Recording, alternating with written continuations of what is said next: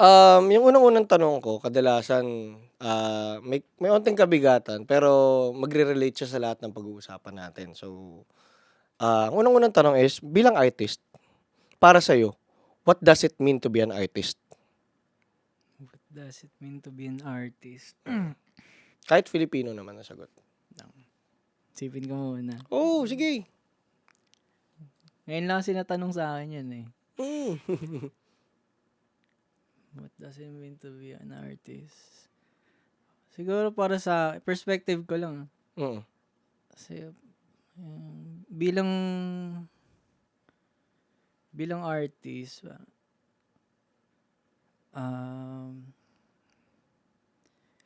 to para gumawa ng art na sa tingin mo may pagbabagong magagawa or makakatulong sa iba Gets. or kahit anong impact, basta may impact siya, yun na yun. Totoo. Ayun nga, no? Basta, parang naalala ko kasi dati nung sa art classes namin, ang very raw ng art talaga, dapat desensitizing siya. O yung parang yun nga, may nagiging impact siya na magbibigay ng bagong mundo ba o parang bagong experience dun sa tao. No? Nakakatawa. Ito naman, kung may kikwento mo lang yung pagsisimula mo naman sa art, paano ka nagsimula as an artist? Like, ano yung unang-unang ginawa mong artwork or paano ka naging artist pala?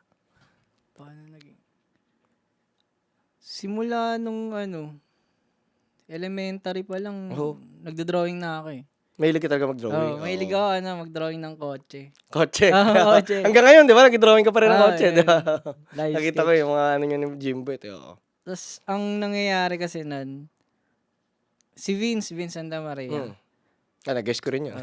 Kapag free time nung LM, tapos or wala yung teacher namin, nalilipat kami ibang room. Tapos yung iba, nakikita nila na marunong ako mag-drawing, gagawin nila, papadrawing din sila kotse, mga ganun, mga anime. Dragon Ball. Tapos, unang commission ko nun, junior high. Sobrang fan siya ng Dragon Ball. Nagpa-drawing siya mga Dragon Ball na sketch. Ilang taong ka ron nung yung may nagpagawa sa yung junior high? 16 ata, 15 years old. Ikaw yung junior high? Akala ko nung elementary ka. Junior high na ako nun. Unang paid na mo yun? 25 pesos isa nun, isang page. Gets. Pero ikaw, kung maaalala mo lang, ano yung unang-unang artwork na naaalala mong unang ginawa mo ba? Unang artwork? As in nung batang-bata? Batang-bata ka. Like, kunyari, kung sa aming mga musikero, yung unang-unang kantang naaalala kong pinag-aralan o kinanta ko, yung Greatest Love of All. Pero parang ganun. Sa pag-aalala ko, yung alam ko nagdrawing ako ng pinakauna ko yung galing sa magazine na Ferrari. Kotse talaga. Tinry ko gayahin. Tapos nagsunod-sunod na. Anong meron sa kotse? Bakit kotse ang nagustuhan mong subject nun? Siguro dahil sa kinalakihan ko lang din. Kasi car guys ba yung mga fam mo? Hindi, yung lolo ko lang. Kasi nagtrabaho siya sa Ramcar.